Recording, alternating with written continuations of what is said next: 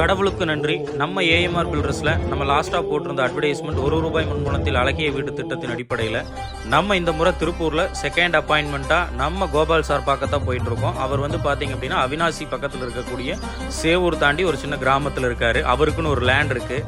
அவர் நம்மக்கிட்ட already office வந்து meet பண்ணிட்டு போயிருந்தார். இன்றைக்கி நம்ம அவரை தான் மீட் பண்ண வந்திருக்கோம்.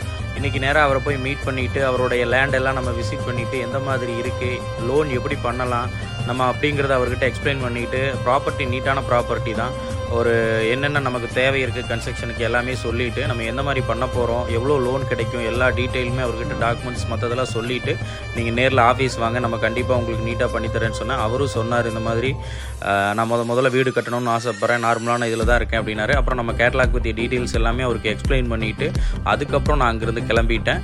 அவரை ஆஃபீஸ் வர சொல்லிவிட்டு, சார் நீங்கள் மண்டே வந்துருங்க, நம்ம கண்டிப்பாக மீட் பண்ணுவோம், உங்களுக்கு சிறப்பாக பண்ணிடலாம் அப்படின்னு சொல்லிட்டு கிளம்பிட்டேன். தேங்க்யூ.